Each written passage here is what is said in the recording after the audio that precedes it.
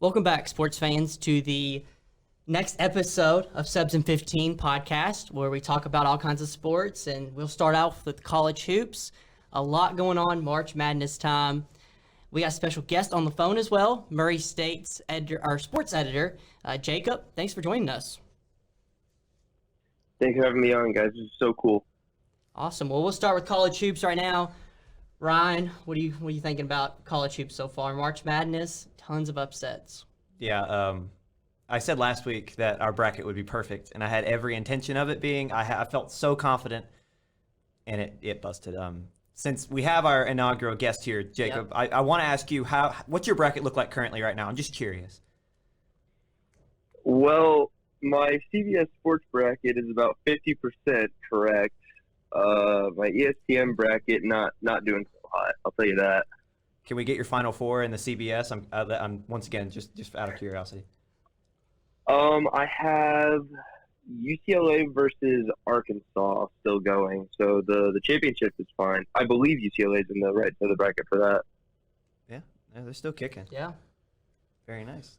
Yeah, I'd say 50%. You're probably doing a lot better than most, at this point. Yeah, those St. Peter's upsets, those will get you, Yeah, those are real heartbreaking. Yeah. So, Jakob, I actually have a question for you. Not a lot of people get the opportunity to cover a team that has gone the lengths that your Murray State Racers were able to go this season. 21-game win streak, just absolutely swept the OVC, their last season in the OVC heading into the Missouri Valley. What was that like to cover? I mean, what isn't there to say? That's a good thing. It was such an experience. I'm not going to lie, and I made sure I could say this beforehand. I thought the women's team would be better than the men's team this year. The women's team looked very good last year, and they would only get better this year. But I was pleasantly surprised by the men's team's performance this year. Finished the regular season 30-2, undefeated in the OVC, as you said, their last season in the OVC. Getting to cover them, we're still kind of under COVID restrictions whenever we have home games, so I have to sit way above the floor and watch from up there. But getting to talk to former head coach Matt McMahon now and all the players after the game, it was always such a blast for us and in the media to talk to them because they're all just such nice people. They're willing to answer your questions. It's such a wide variety of people on that team. You've got a guy like Tevin Brown who in post game you're talking to him and he's straight faced as ever. It's strictly business with him. You got a guy like Gage Williams who's humble. Do I deserve OVC Player of the Year? Sure, but I had to work to get here. There's guys like DJ Burns who are all energy. He is the energy of the team, according to him and everybody else on the team. So it's such a wide variety of people to talk to, but that's what makes it super cool to cover this team is that you never know what you're going to get from these guys, and they're all highlight players. They can all give you a highlight every night and still play it off like it's nothing. It's strictly business, Yeah. So follow-up question to that, and you kind of highlighted it a little bit. Last year, you guys went 13-13, 10-10 in conference, the epitome of just straight up 500, kind of up and down season. What was the difference between what was last year's kind of disappointment to this year's just domination? Well, I think one was some of the guys that came in. Trey Hannibal coming in from South Carolina, Jordan Skipper Brown coming in from Eastern Illinois, DJ Burns transferring in. Some of the guys that McMahon was able to get for this season really put the team together. It seemed like the finishing touches, not to mention the star power that is Tevin Brown and KJ Williams. But they also had guys returning like Tevin and KJ, Carter Collins, who's been a starter the last 2 years. I remember Matt said coming in, Carter was a scorer coming into Murray State. Now his senior year, he's an elite defender, which just goes to show what kind of program they're running up there whenever McMahon's the head coach. But you had other guys like Daquan Smith coming back, guys like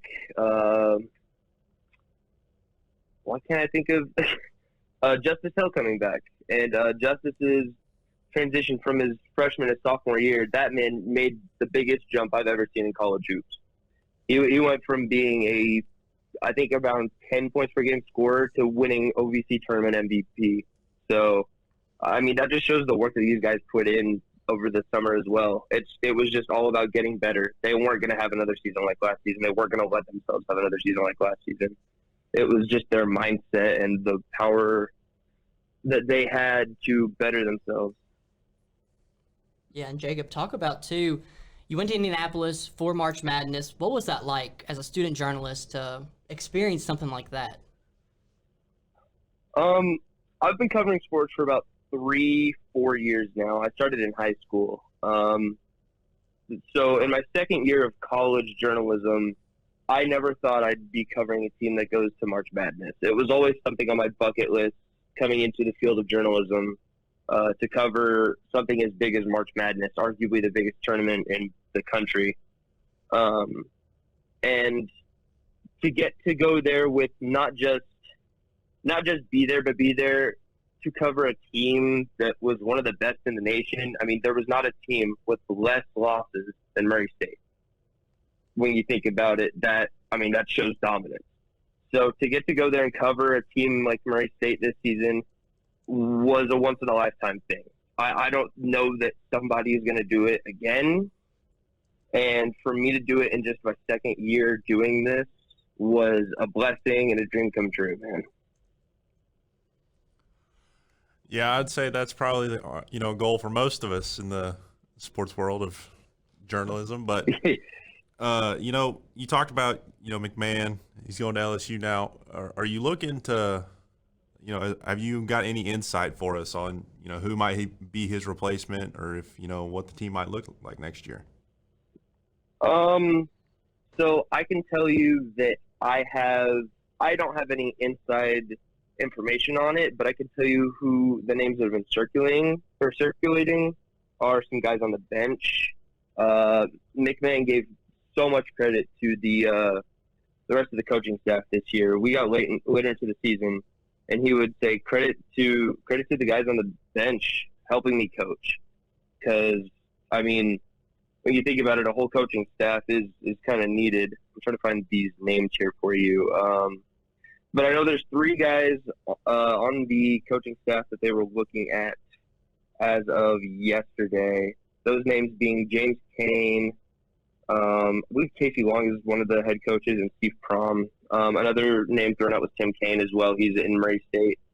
So it looks like first order of business is just looking down the line at the fellow coaches that were here with McMahon.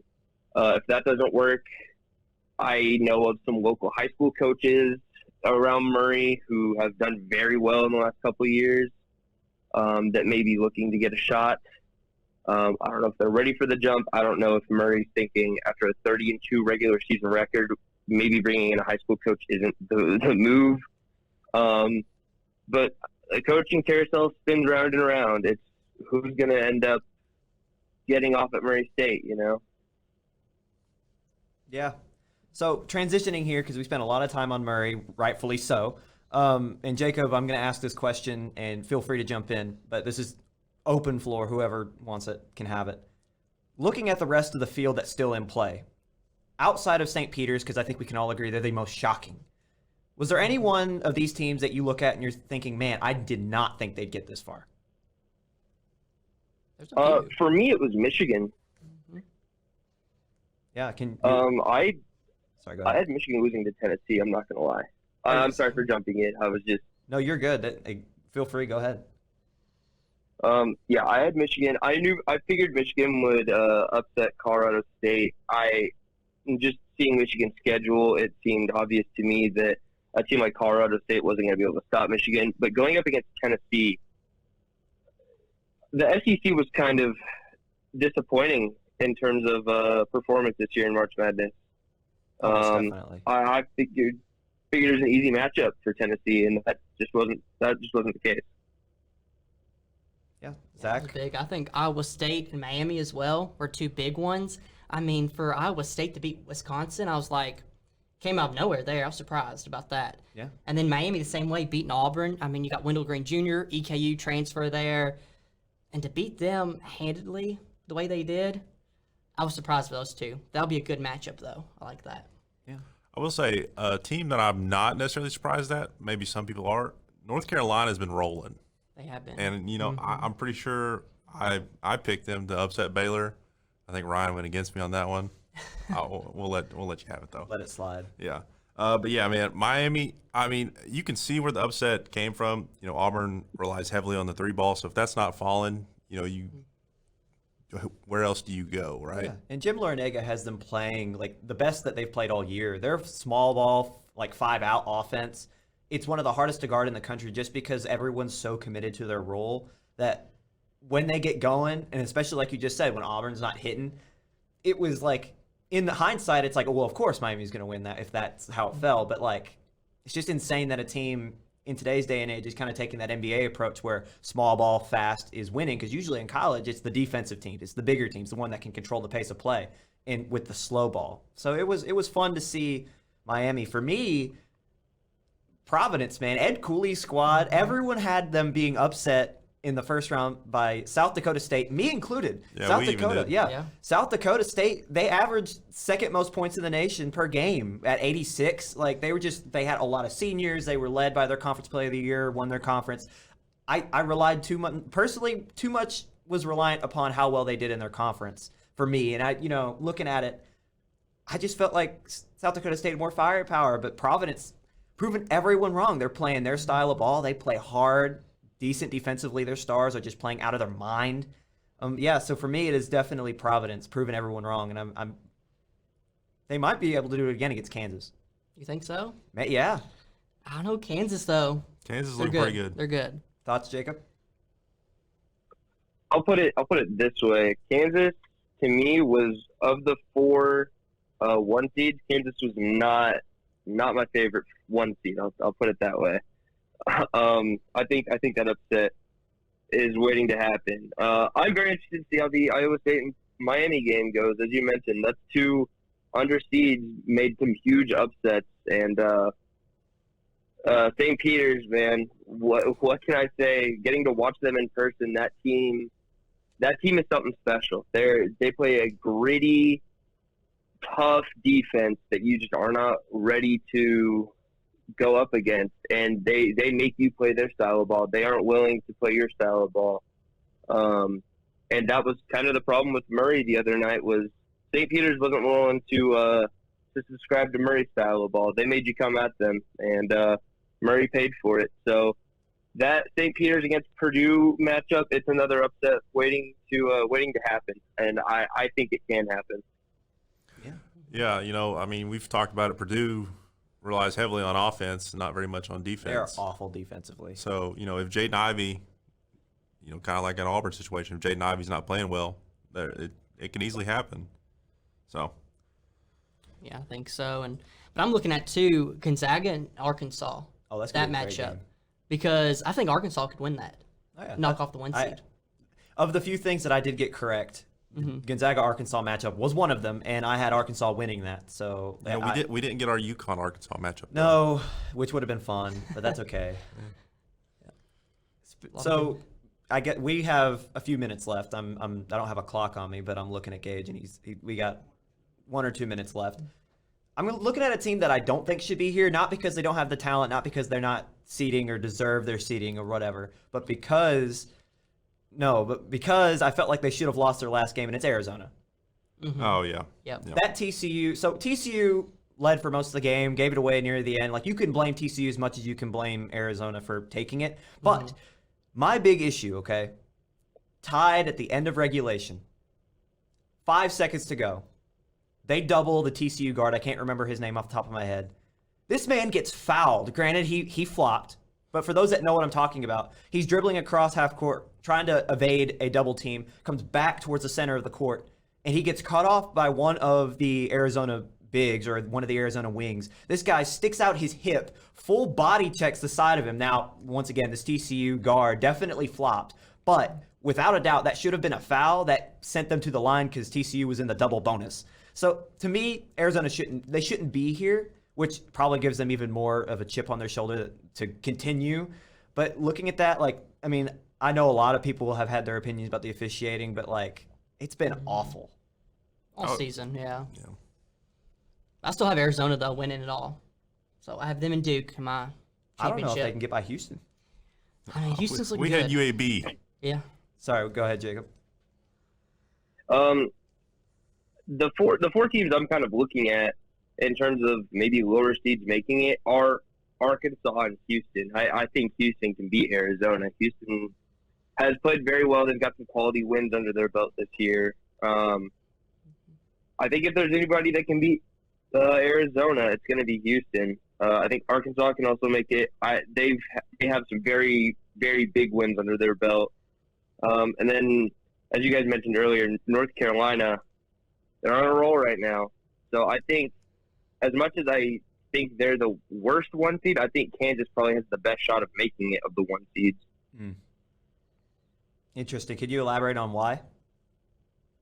I just think comparing Kansas to the rest of the one seeds, you know, Gonzaga was rated the top team in the country to end the season.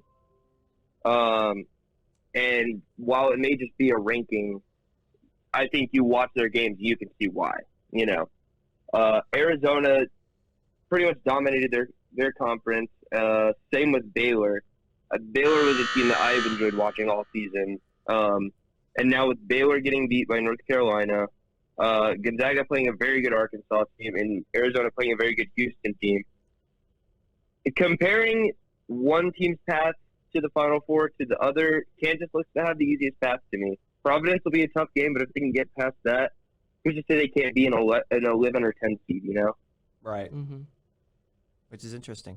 You know, what if we have 2 11s in the Final Four there with Michigan and That'd be awesome. Iowa State?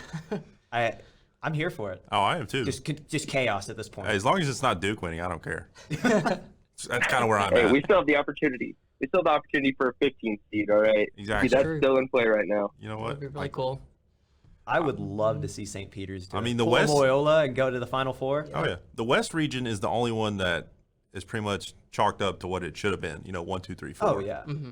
Oh yeah. So I'm here for the higher seeds winning. I have Texas Tech coming out of that. Yeah. I mean, like, that was, I know it was on the show, but I still think Tech is the best out of that. Like, even with Gonzaga, I think that Texas Tech, Mark Adams' crew is defensively, they're another one of those scary good teams. Definitely, yeah. I mean, it'll be a good battle there, and we'll see how it goes. So, who do you guys have in your championship, though? After all that happened, Gosh, Jacob, you want to go first? Who you got going to the you got Natty going right to now? the. Oh, the championship? Yeah. Arkansas still in play. I feel confident in Arkansas. Some of their wins this season have been huge. I'm rocking with Arkansas right now, and man, Villanova's still in play. Arizona, Houston, Kansas. I feel very confident in Houston, but I think Villanova can make it all the way. Yep. So I'll go after looking this over. I love Kelvin Sampson, and I'm going to stick with Tech on the one side because I've been rolling with them the entirety of our predictions season. So I'm going to stick with them, but I'm going to say opposite of them will be Houston. I think I like the way they play. I like the way that they lost a lot of key guys early in the year, but the way that Kelvin Sampson, I think he's been the best coach in the nation this year, just because of how he's been able to turn it around, keep Houston at the top of the cream of the crop of the American. To be able to find those stars laden in their bench. So yeah, I'm going Tech and Houston in the final. I'm gonna go with Jacob here. I'm gonna say Villanova makes it on the one side, but on my other side, I'm going North Carolina. They've scored 90 points in the last 2 games. Obviously, you know, they are kind of built for this style, right? And they're coming up against UCLA, who's a high-scoring team. And then you play the winner of Purdue and St. Peter's. 2016 rematch, 15. One of those two? Somewhere around there, I think. Yeah, but, you know, the 3 teams they've got left in the East are all high-scoring, not great defensive teams. Yeah. So I like North Carolina to come out of there. Okay, that's interesting. All right, well, that's the end of this segment. Thanks, Jacob, for coming on to our show. And make sure you follow the Murray State News. They're all over social media and at thenews.org, so go check them out. and we'll be right back. Okay. All right, our next segment on the Subs in 15 podcast will be the NFL. Let's start off with Matt Ryan getting traded to the Colts. What's y'all's thoughts on that trade? I loved it. I mean, like, looking at the stats, you wouldn't think off the top of your head, like, oh, Matt Ryan is exponentially better than Carson Wentz. Because, like, I think that their quarterback ratings were about the same. Yards per game, Matt Ryan had more. I think Carson Wentz had more touchdowns and less interceptions. But you got to think of the situations they're in. Matt Ryan had nobody to throw to other than Kyle Pitts for most of the season. Cordero Patterson. I mean, Cordell Patterson was there, but, like, when you have those two, is that really going to get you? Oh, no, you're not getting very far. That's what I'm saying. So it's like, I feel like in terms of who these people are, Matt Ryan has silently been one of the best quarterbacks in the league for a long time. Mm-hmm. I think he was this way even before his MVP season, that everyone finally was like, oh, this guy Matt Ryan is kind of legit. So I love it. I really think that you put that kind of quarterback with that offensive line, with that defense, with Jonathan Taylor. I mean, another quarterback that I'm going to bring up that's not on the list here, obviously the Deshaun Watson deal. I feel like the Colts they're not as good as the Browns, but it's a very similar move to where each team, they have a lot of answered questions. They have a few iffy notes here and there, but they improved the number one position in all of football. So both of them are going to be tough. I think it's going to be tough for each of them to make the playoffs because, as Derek was saying before recording, the AFC is just absolutely stacked now because everyone's going to the AFC. But I digress. I love the move. You know, yeah, I think clearly the Falcons knew that this was going to happen because within hours of Matt Ryan, you know, piecing the scene and going to Indianapolis, they signed Marcus Mariota. Yeah. Which it's safe. It's an okay hire. It's safe, yeah. it's not a bad hire, right? It's kind of like Mitchell Trubisky in Pittsburgh. I think this Not a was bad in the hire. works a lot longer than even that, though, because think about what was happening before this trade. They were looking into getting Deshaun, the guy that we've already talked about. Like, the whole point was that, like, oh, we're going to upgrade quarterback or we're going to move on and just straight up rebuild. On Twitter, Matt Ryan's wife was going on about how she was hoping that the next franchise that Matt Ryan plays for treats him better. So, and this was all before Deshaun got dealed. So this whole writing was on the wall. Like you said, it happened within hours because they already had the deal panned out. Like, they already agreed to Marcus that it's going to happen. They just had to find details to write in there. Yeah. So, yeah, I mean, the Falcons enter full rebuild mode. I'm happy to see Marcus Mariota get his second chance. I mean, I know he was the backup in Las Vegas for a couple of years, but I mean, he was the starter in Tennessee for a while. He did good in Tennessee. he was all right. He was all right. I mean, he had the best running back of all time. Oh, yeah. Is that I just want to clarify. Is Derrick Henry being the best of all time a debate, or No. are we kind of No, it's like? not. Yeah, no, it's not. No. He's a beast. I was gonna say, you know, I mean, he's You're- called king for a reason. We're in agreement here with that, yeah. Yeah, Mariota, though, I think he'll do good there. He's reunited with his offensive coordinator that was at Tennessee, so, I mean, that's going to help in the transition for him. So, Yeah. I bet that was a big selling point for him as well. And a 2-year deal, $18.75 million. It's cheap That's for a quarterbacks. pretty good deal for not to get a bad. quarterback like that, and helps them on their salary space. Yeah. So, Well, Good move. I think the biggest moves that we got to talk about is the AFC West. I mean, they're just absolutely stacked to beyond oblivion at this point. The one team that you could say that was the weakest in that division goes out and grabs Devontae Adams. And who'd they grab on the defensive end? Oh, gosh. I'm blanking now. Hold on. I can see his face. Max Crosby No. just re-signed with them. Let's see, Chandler Jones. Yes, thank you. Chandler Jones Yep. goes From the like, Cardinals. that's what I'm saying. Like, this team answers questions it had on both offense and defense. They get better in a already difficult. I pose this question.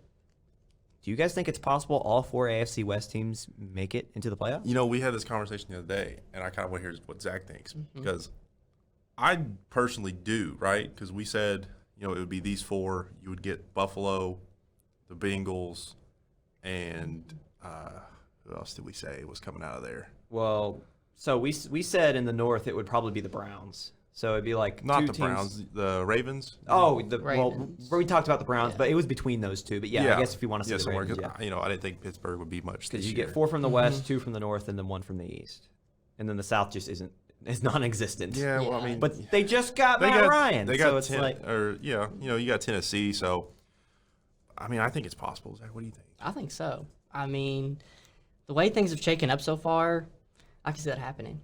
And, I mean, I can even see the Colts, though. Even with Matt Ryan, you never know. If they can get some wide receivers in there, I can see the Colts actually competing this year and actually doing well and getting pretty far. That's a possibility. Yeah, I mean, if there was one team we had to pick that wouldn't make it, in my opinion, it's probably the Chargers. Mm-hmm. And they re-signed Mike Williams at wide receiver, who's their deep threat. They just got Khalil Mack from the Bears and J.C. Jackson from the Patriots. So they've gotten way better on defense. Their offense is pretty much staying the same. Justin Herbert, I'm real high on him. I think he's probably a top 10 quarterback in the league right now, in my opinion. Mm-hmm. And I'm sitting here saying they won't make the playoffs. Like, that's absurd. So I did look up because I was curious. I looked up can or has ever been 4 teams from a division all make the playoffs. And according to a few different sources, one of them was older because it still had just the 6 teams making the playoffs. We're now up to 7 or 8. According to this, no, that can't happen. Each of the division winners make it, and then the runner-ups make it. So then that's where you get your wild cards from and your seedings 1 through 4. So now my question is, with that in mind. Well, no, because didn't we have 3 from the NFC West last year? I think you can, but that's after all that or whatever. I don't know. I'm trying to I'm looking all this up, trying to figure all this out. But here's the thing: with this in mind, that's not the question. Who comes out of each division in the AFC? With in mind that all 4 winners have to make it. That's gonna be tough. I think you get Tennessee from the South.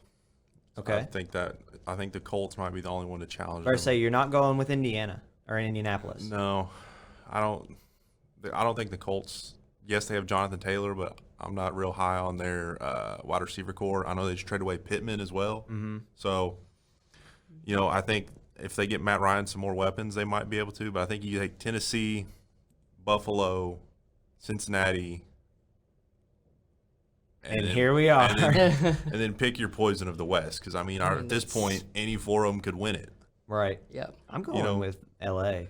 Chargers. You think so? Yeah, I do. Because, these past couple of years, everybody's just like, yeah, the Chiefs are going to win this, I feel like, yes, the Chiefs did bring in Juju, which I think we'll see more of a early Pittsburgh Juju because Tyreek's going to take away a lot of that double coverage that Juju was seeing. So we'll see him be more explosive, but I don't think he'll be better than what Pringle was.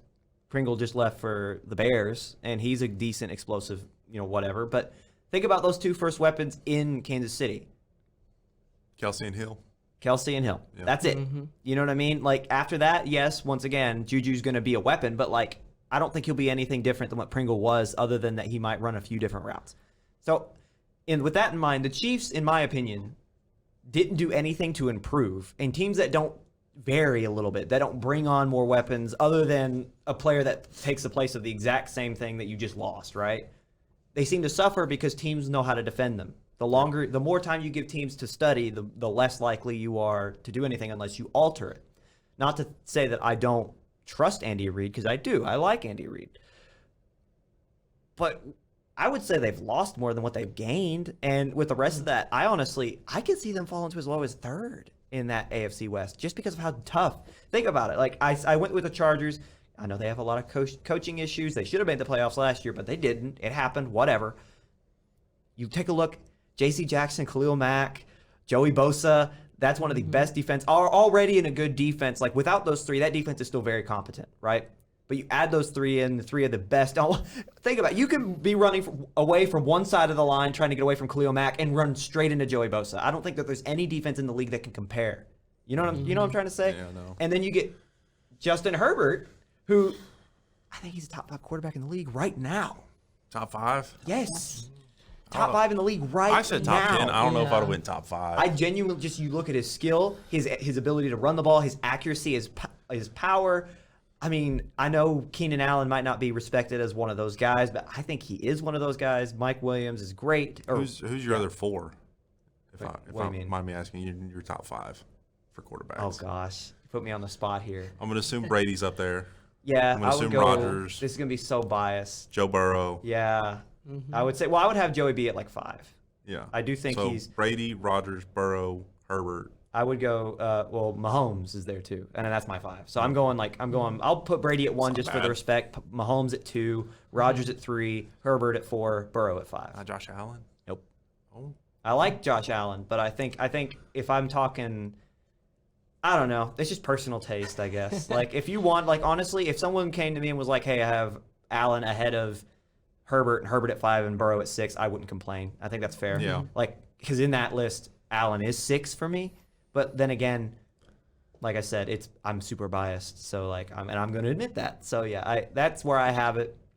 But, yeah, I think, like I said, I think Herbert is a top 5 quarterback in the league currently.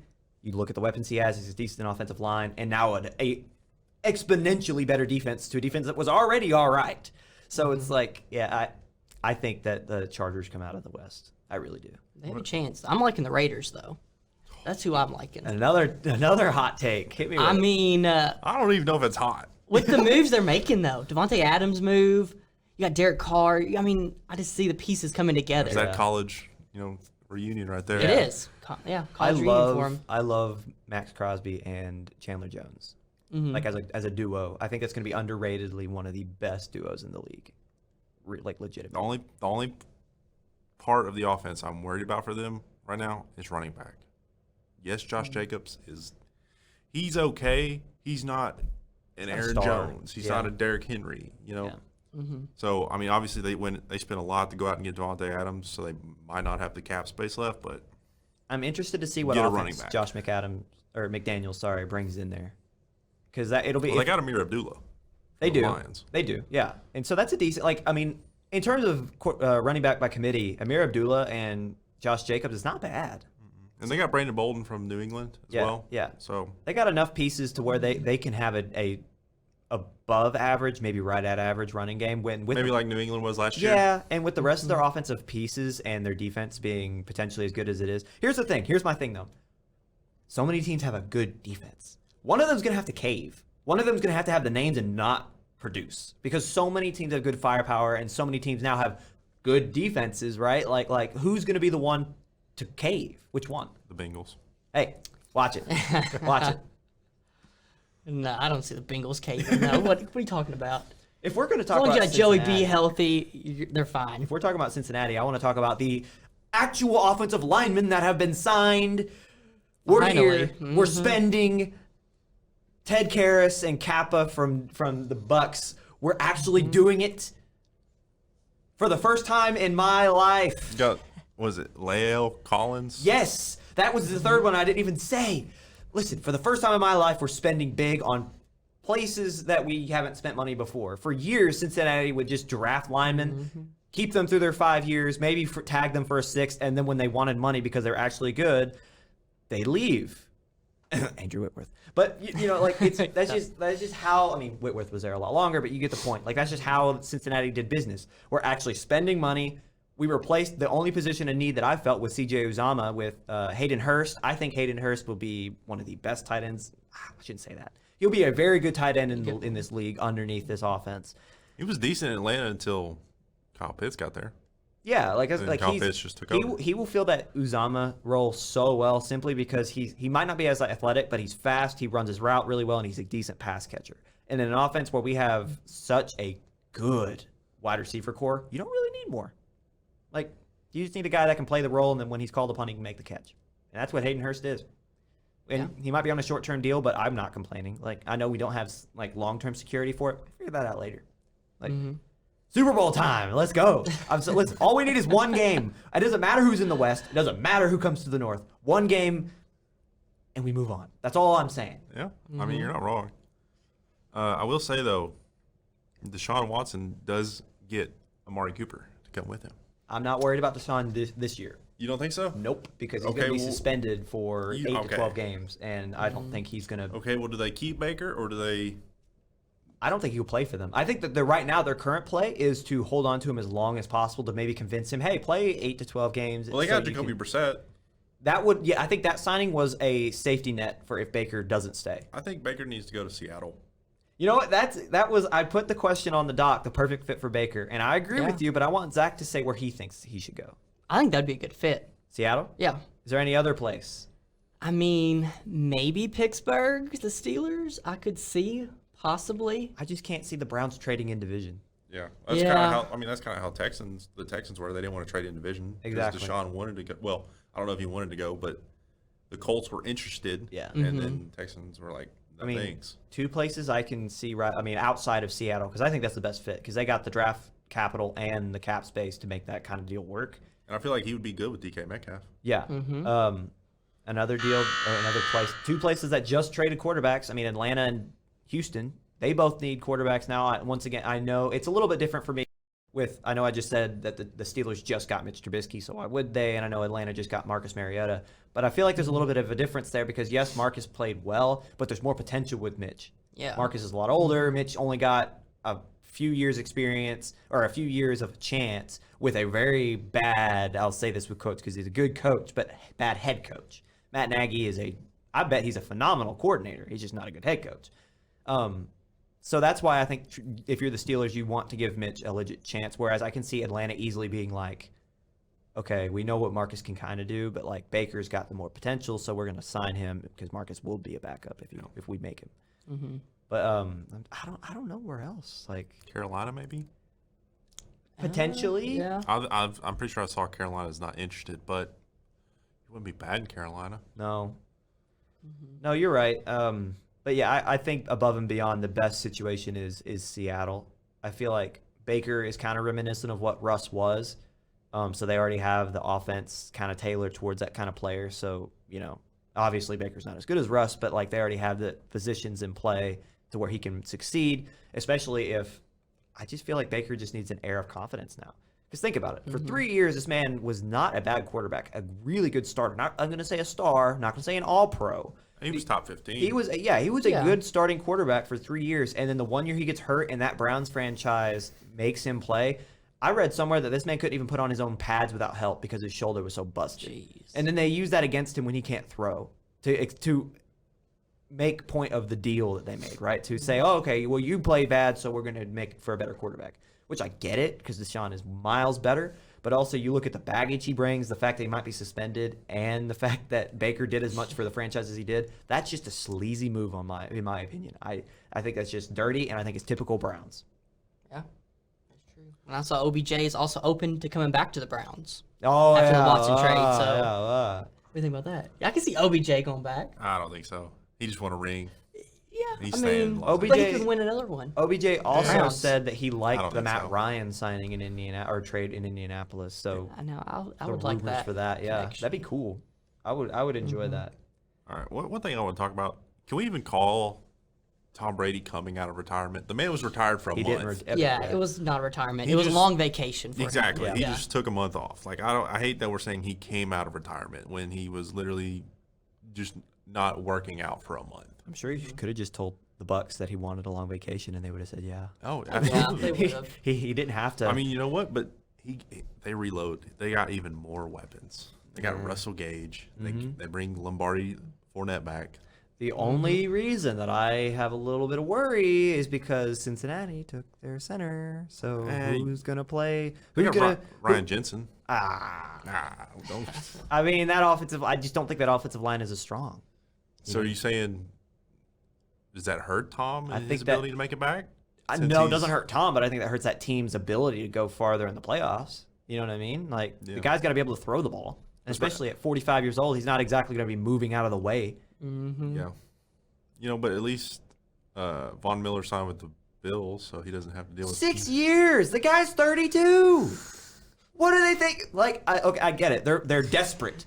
They're like, all right, we gotta make sure he comes here, so give him 6 years for $140 million or something insane. The guy's 32. And not that that's old. That's only 11 years older than me. That's old for the league. It's though. old for the league. Yeah. For a professional football player. Dude, 11 or oh my God, I about said 11 years. 6 years. Gosh, That's a lot. that's a long time. This man will be 38. Have you ever seen a linebacker still making it in this league at 38 years old? When was the last time that happened? I don't think there is I one. don't think there has been. Yeah. Like, he's going to be released in 3 years. Calling it here right now. I won't even be here anymore. Especially with the Panthers loading up on defense like they did. Yeah. I mean, they just got Xavier Woods. They got Sean Chandler, Dante Jackson. Yeah. That was their compensation for not getting a quarterback, is that they're going to get a mediocre quarterback, i.e. stay with Cam Newton. And I don't even think they stay with Cam. I think they PJ Walker? No, they give Sam Darnold. Oh, yeah, that's true. I think they give Sam Darnold another run. I think that's fair. Mm-hmm. The guy was playing very well until he got hurt, and then he was scared to throw the ball. So, Yep. Where we at, Gage? Good? Good. All right. That's that segment. End of this segment. So the next segment is the MLB on the Subs and 15 podcast. Let's talk about the lockout finally came to an end. What do you guys think about that? I'm ecstatic. Baseball is my sport. I'm ready to finally be able to watch some games. Especially, with all these trades going on, teams are going to look so different now. I want to see kind of how it shakes out, and I don't even think all the trades are done yet, which is the best part about it. So, Probably not. Yeah, The lockout has finally ended. Finally. I'm going to be excited. you can watch some baseball with I us. can watch some If you wanna baseball. Watch baseball. Yep. Listen, these minor leaguers still getting paid $27K a year. Love to You know, see it. there's still issues there. Yeah. Look, So much change. I'm pretty, yes. I'm pretty sure we even said it. It's going to get to a point where neither team's going to budge, or neither side's going to budge. So we're just going to sweep it under the rug And do and this again kick next it down year. the road. Yeah. So, I mean, this lockout took 99 days, and they finally approved it with the 26-12 margin. I don't even know all the details in it. I mean, let's see. There's all kinds of new things. yeah, there's Opening day is now going to be April 7th, which is good. That's Coming up earlier than soon. what I thought, yeah. And then they're going to be playing. They were reported to spring training already. MLB teams are set to play a full 162 game series, season Yeah. this year. So they're still going to play a full season, but they just delayed it more. So Yeah. it's nice to finally see them back out there. Yeah. And I will say one of the things I'm looking forward to is not even this year; it's next year. We're banning the shift. That has been needed in baseball for a long time because the fact that you can, first off, hitters need to learn how to hit. That's all I got to say. Okay, take a ball to the opposite field. It's not that hard. Right. But also the fact that if we have a left-handed hitter and we have four people on the right side of the field, it's got to be almost a guaranteed out every time, which is ridiculous.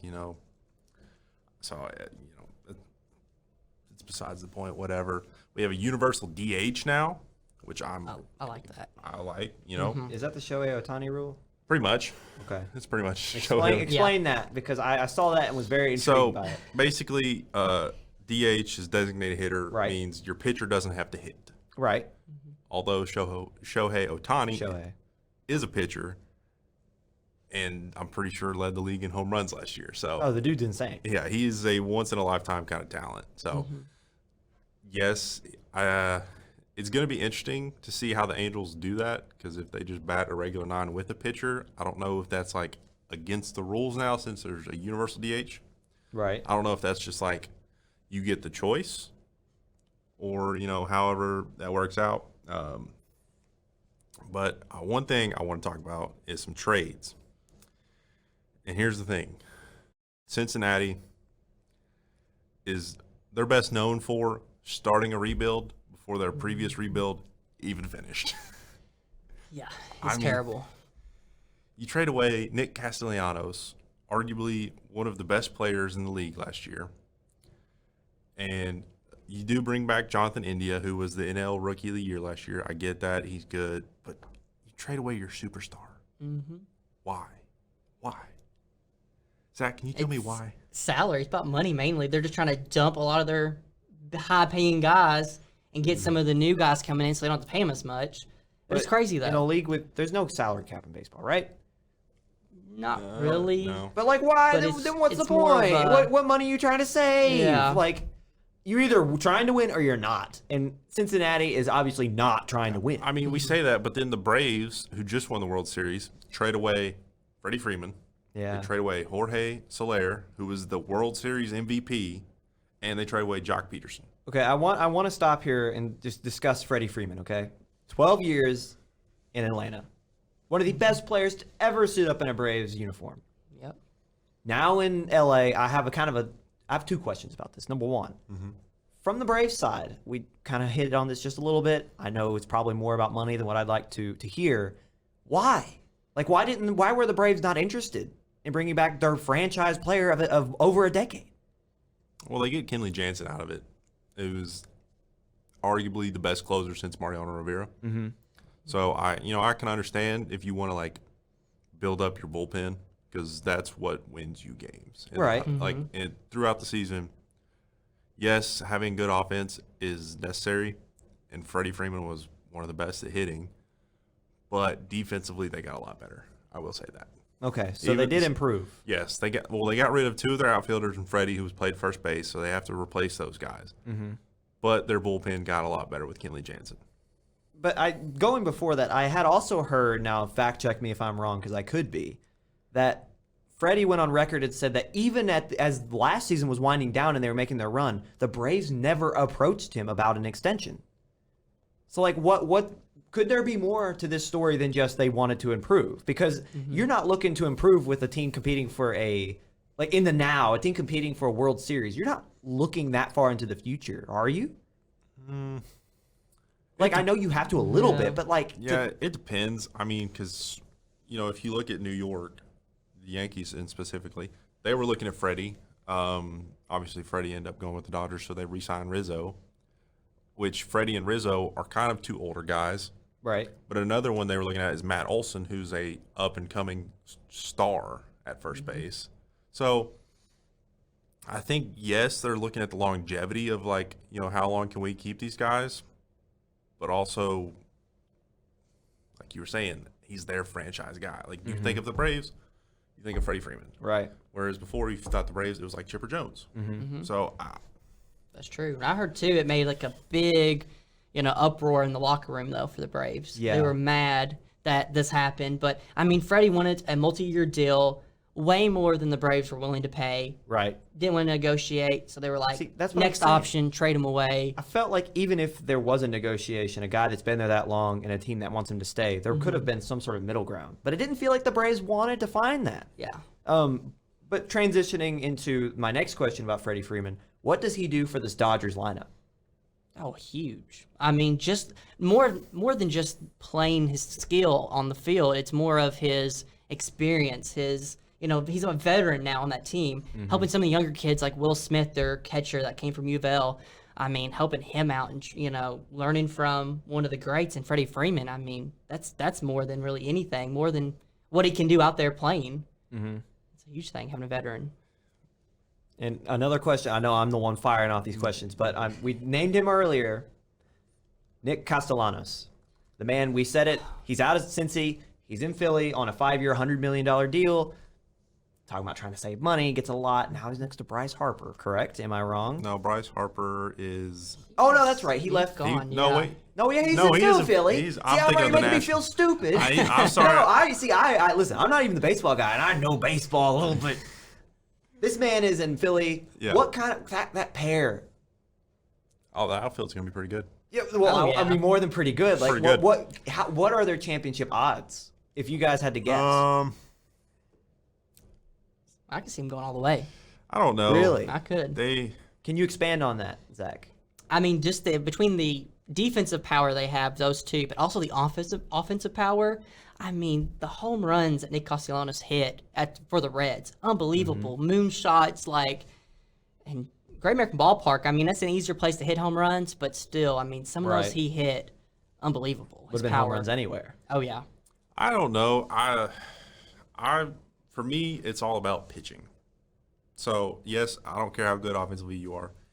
If you have a really good pitching core, I think that will take you farther. And with me, the Phillies don't have that.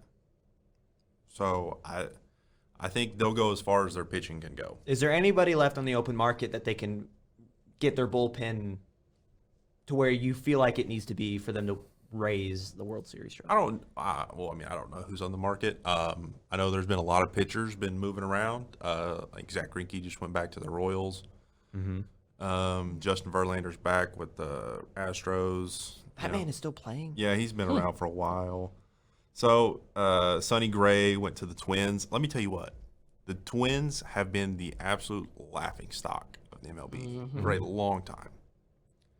They absolutely loaded up this year. It would not surprise me if we see the Twins in the World Series, just because of who they've gone out and gotten during, this trade portion. So the Twins is who I'm looking for to make a playoff run. Interesting. Is there anything? So, like, talking about bullpens. What's that Twins bullpen look like? Well, I mean, it's looking good. The Twins, I mean, they got Sonny Gray from the Reds. Yeah, I know we just that said was a Sonny huge Gray. one. I mean, they're rebuilding a lot. Yeah. yeah, you got Tyler Duffy, Tyler Rogers at closer, Drew Strotman, Jorge Alcala. They've got a lot of young guys. Like they've got 3 of their starting pitchers are rookies. So we don't really know what we're going to get from them. But, you talk about Sonny Gray, Dylan Bundy. These guys have 9-10 years experience. So Even though they have that youth, this kind of star power with that kind of age on them, it feels like that might be able to counteract some of those rookie mistakes. And they just went out and got Carlos Correa from the Astros, who was arguably like a top 3 shortstop. So one of the best hitters, too. He's a great RBI guy. Yeah, he's a great RBI guy, can hit the ball, is really good on defense. He's won, a couple Gold Gloves. So, I mean, it's, and they got Byron Buxton. This team will be really good. So do you think he brings their little trick with him to the Twins? Oh, little trick? Listen, if you want to bang trash cans, go ahead. But you know what? You haven't answered my question. I don't even know if he was the one doing it. Sure. Yeah. You know what? I don't know who it was specifically. I don't know if they ever named who it was. All I know is Jose Altuve was not a part of it. Okay. That's all I care about. All right. So and Dusty Baker doesn't let that crap happen. Okay. Dusty. Yeah. Old Dusty. So now my question: if you're talking about the Astros, I want to hear how are your trash cans looking this year, man? Listen, do we win? I think we can still win the West. I'm just giving you. I know you are. Okay. But I still think we can win the West. It'll come down between the Astros, the Angels, and the Mariners, in my opinion. Okay. Rangers are always never good. Yeah. Oakland just traded away their 2 best players. Did they? Yeah, they traded away Matt Olson and Matt Chapman, who was their first and third base. By far their best 2 players, in my opinion. So I think it'll come down. Like the Mariners are pretty good.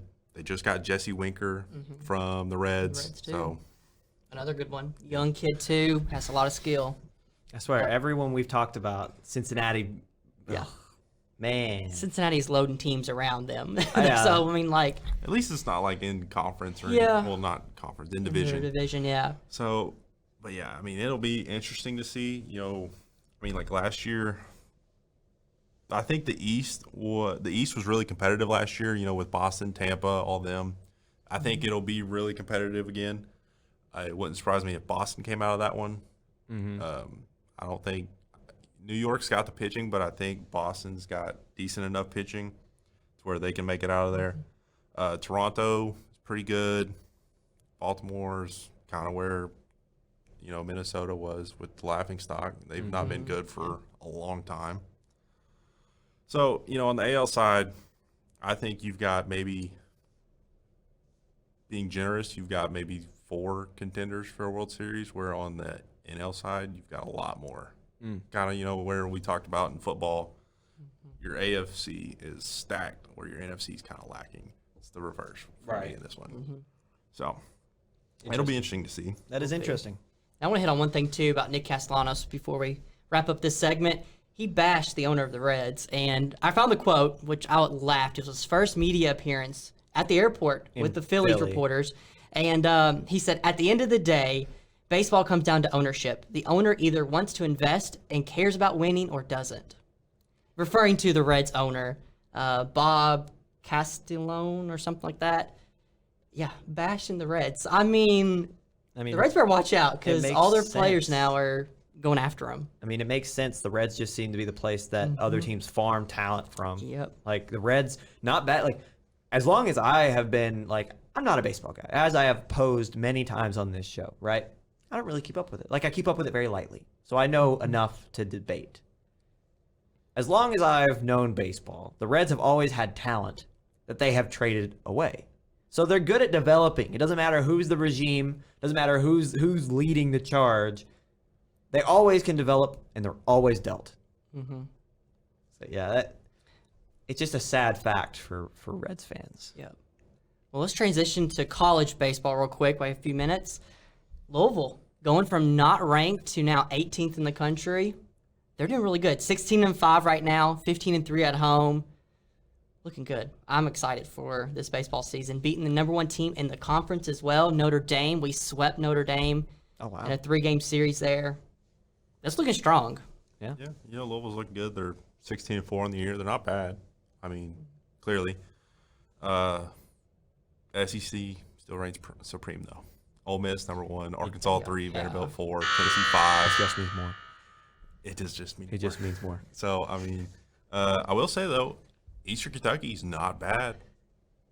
We're 15-8 on the season now, I think. You know, they're pretty good. They picked up a win against Northern last night. Mm-hmm. Good win. So, I mean, you know, I'm not going to say we're going to make a World Series or anything, but at least win the ASUN. Be competitive, yeah. I mean, go to regionals, right? Yeah, but here's my thing. We don't play anybody in the ASUN East. So, Liberty's ranked 15th. Yeah. So I don't think you have any chance of winning the ASUN when you have Liberty on the other side. The bane of our existence in any sport is Liberty in the ASUN. Liberty just runs the conference. Well, you know, maybe next year when they're gone. Yeah, potentially, but still. Then, you know, Jacksonville, the Jacksonville Dolphins are pretty good. Stetson is okay, I think, over there on that side. On our side, I don't really think there's much competition. Lipscomb, Central Arkansas, none of them really jump out on the page at you. But yeah, I'm excited to see what Louisville can do. Yeah, I think they'll be really good this year. But that's the MLB segment, and we'll be right back. All right, for our final segment on the Subs and 15 podcast, we'll talk about the NBA. Let's start out with Chicago Bulls. They have been falling. I know Ryan's heartbroken about it as a Bulls fan. Yeah. What have you been seeing from them or not seeing from them? Yeah. So they've fallen as far as 6th from 1st. Right now they're currently in 5th, a half a game in front of Cleveland, or maybe a full game. They're very close with the Cavs right now. Cavs are the upstart, happy to be in it team, and we're a squad that has enough talent that we should be higher. But a lot of our issue stems from the facts, like I've talked about it before, we've been injured. We just very recently got Patrick Williams back, and he was supposed to be our guy. Like, he's a great starter, great defensive presence. He gives us different lineups that we can run. He's been out all year, and so he just got back this week. Didn't really play his best, but he had a decent game in his return. I'm pretty sure it was on Monday.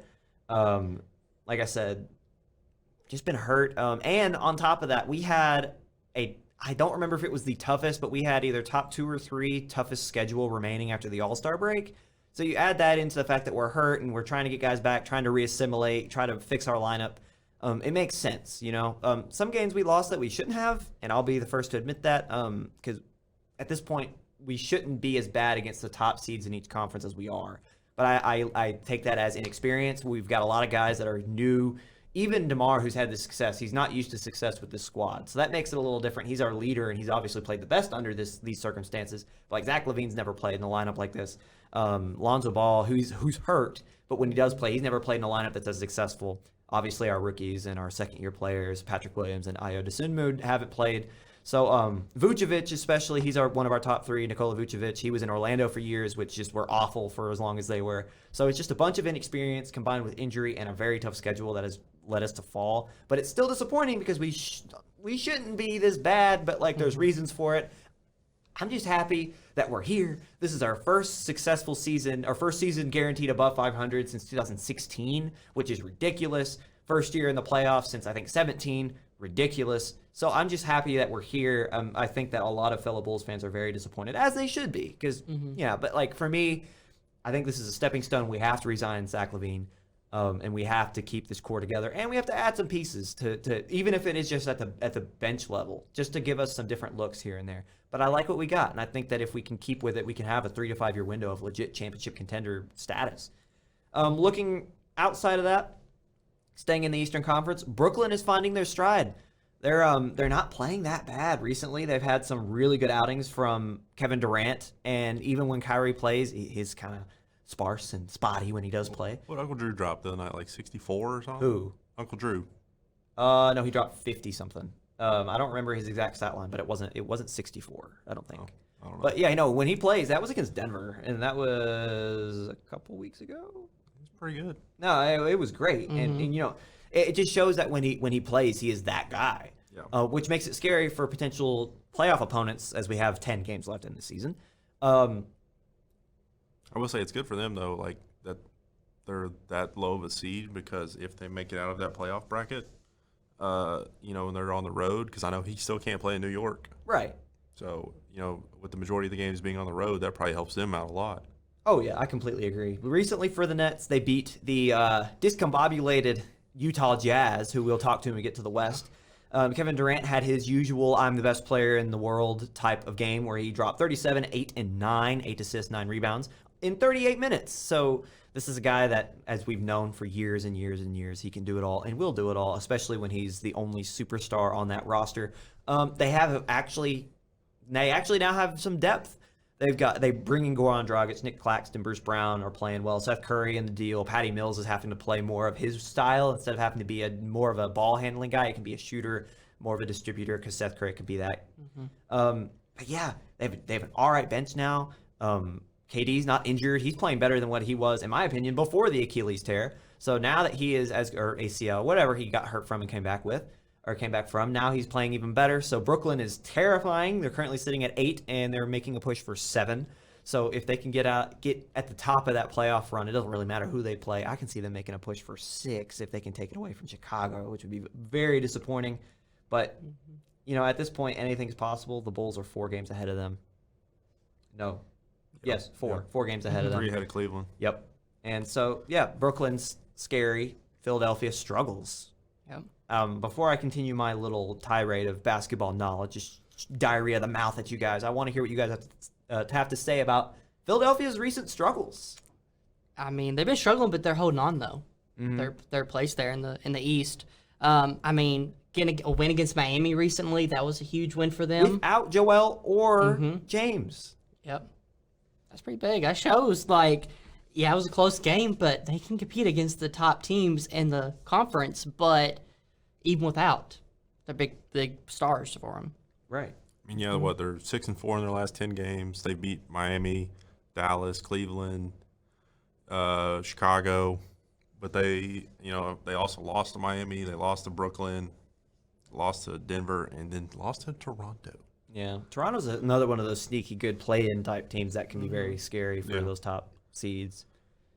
This is a rare year for the NBA where all 8 to 10 teams that make it in either conference are actually kind of scary.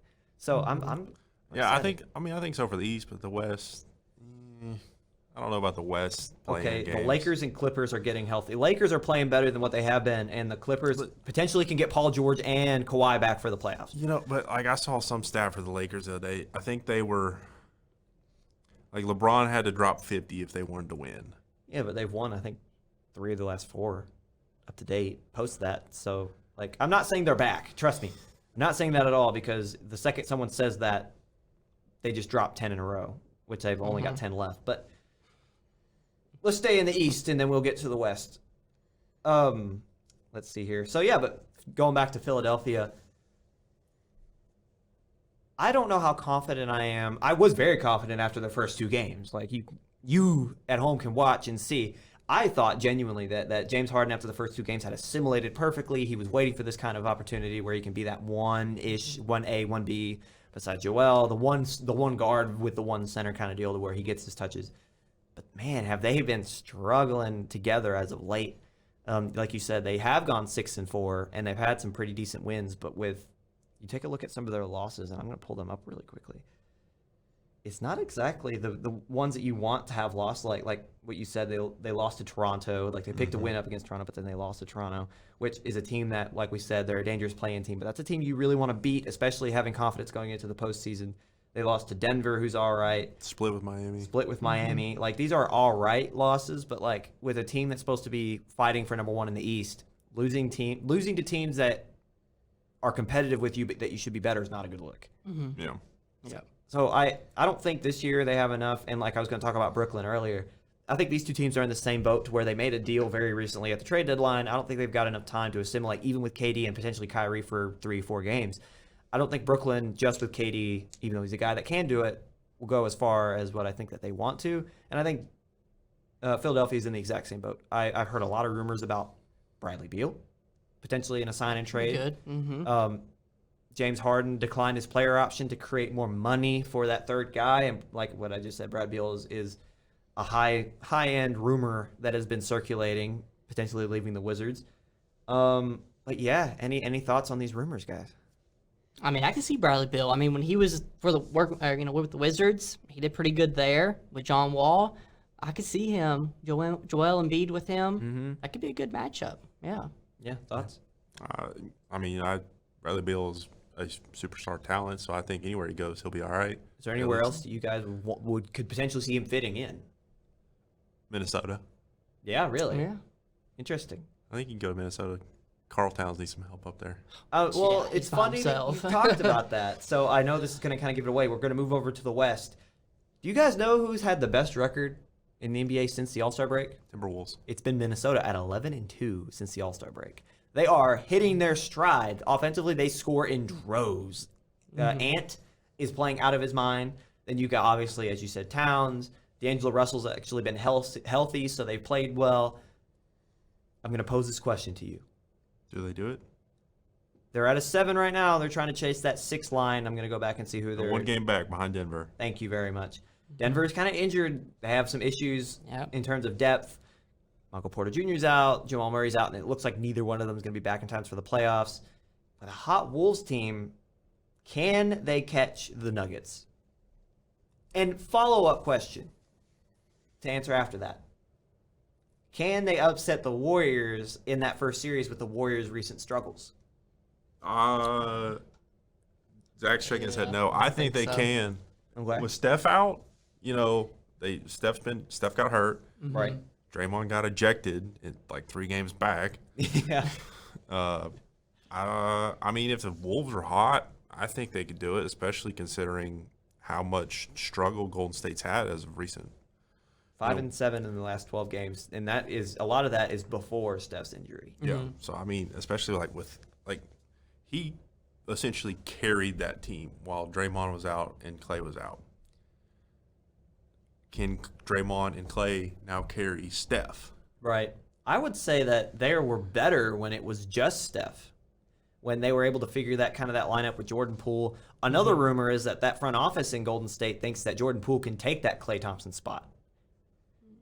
So with that in mind, it makes sense that there's all these issues because Klay was mad about his role, and now he's having he dropped 38 a few nights ago, or maybe late last week. But it still feels as if he's trying to find his place. And then Draymond comes back, and he immediately gets rejected when their best player's out. And with the way that Klay's been playing, you would think that Draymond would be the one to step up and try to lead that team, even if it isn't in scoring, try to be that. And then he gets ejected. So I know you said no, but I agree with Derek. I think if the Wolves can stay, if they can take that 6, and we have that first-round matchup, Golden State, Minnesota.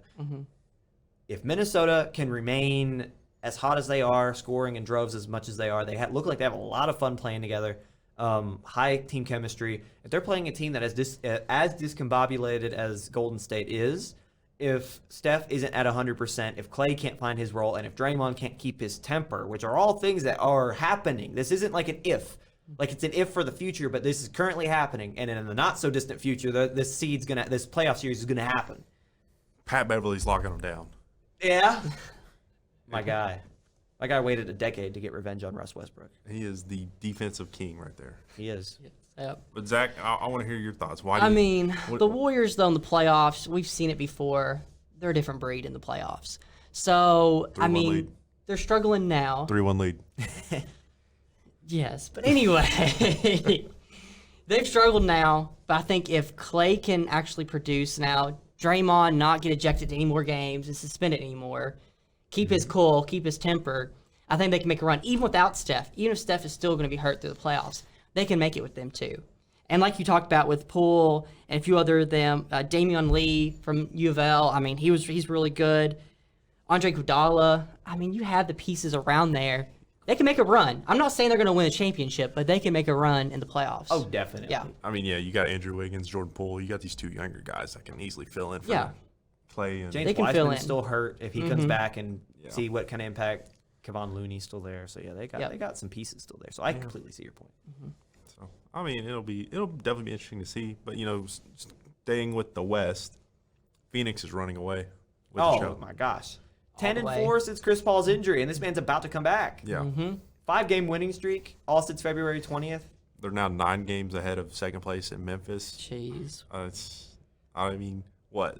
You said there's like 10 games left? Yeah. So Memphis has to win out and Just to catch them. Take them, yeah. And the Suns have to lose 10 in a row, which is not happening. Not I mean, gonna Devin happen. Booker wouldn't let that happen. So you guys see this question in the doc, okay? You just described how good Phoenix is. You just said Devin Booker isn't going to let that happen. Why is this man not higher in the MVP conversation? I want to hear your guys' opinions on this.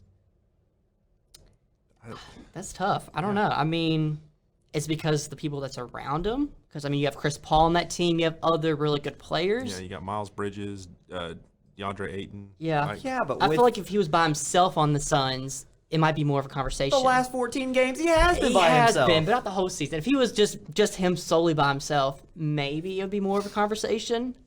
Yeah, I understand what you're But saying. instead, you got like Chris Paul taking some attention from him and other players. It's just I can't, because personally I asked this question because I don't know. Like I don't understand why he's not higher. Because like it's not like I'm not trying to say he's not leading the league in points per game. He's at 25, which is top 10. Like he's top 10 points per game. He's a great shooter, 44% on the year, 38% from 3. I know you just said he's not by himself, but he's been by himself for the last month. They've done nothing but succeed. Like I said, I'm not for certain why. I wonder if it's because he doesn't have that like second stat, that everybody else has, right? Like when you look at Joel, he's averaging 30 and 11, or if you look at Giannis, he's at 30 and 11. Yeah. So when if you look at Booker, he's at 20, he's at 26, 5 and 5. Right. So Yeah. I'm not trying to say that he should be MVP. I'm just trying to usually historically when these MVPs have been in conversation, it's been the best player on the best team. Right now, the best player on the best team is Devin Booker on the Suns. Yet, we still talk about like deservedly. Don't get me wrong, deservedly, the Giannis's and the Jokic's and the Joel Embiid's of the world, and like I said, much deserved. Don't get me wrong. One of those three is going to win MVP, and they more than deserve it. But on the other hand, none of those three teams, in my opinion, are better than Phoenix. do you think maybe it's because he's not having that like highlight reel season, like that Jaw's having, or that like that's what I'm or thinking. that like, bubble Booker like had. Jaw is higher on the MVP ratings than Devin, and I love look, I get why, but once again, I think Devin's a better player than Jaw. I love Jaw. Oh, yeah. But I think Devin Booker's a better player, and he's on the better team. Mm-hmm. So once again, what is the MVP? Because right now, I think it's more of a social award. I think it's people liked it when Jokic won MVP, so we're going to throw him back in there. Joel Embiid's been playing great, so we'll throw him in there. Giannis is the best player in the league right now. We'll throw him in there. And then when they get tired of you, no matter how good you're playing, you're not in there. Like LeBron. LeBron's leading the lead in points per game at 37, doing everything out of his mind, and he's not even in the conversation. Or he's just now getting back in there. But he's not going to win it. You know what I mean? Like, if it was more than just a social award, LeBron would have won it 10 years in a row. You know what I mean? The best player on the best team. But that's not how this works, sadly. I guess that's a conclusion I've come to. I mean, I don't know. Like, especially with Philly's struggles, who do you look at as your MVP now? Because, I mean, we were set on Joel, right? We were set on Embiid winning it, but, It's probably going to go to Giannis. But sorry, Zach, go ahead. Zach, who do you think? I mean, it probably will go to Giannis, but I mean, I like Joel, what he's been doing there. I mean, if they make a run in the playoffs, he would get it, but if they don't, it might go to Devin, and you never know. Yeah. If they win it all, it could go to him. But let us know what you guys think. Who You're the all MVP wrong. will It's be. going to Luka. I know, probably. And that's another episode of the Subs in 15 podcast. Thanks for joining us, and tune in next week.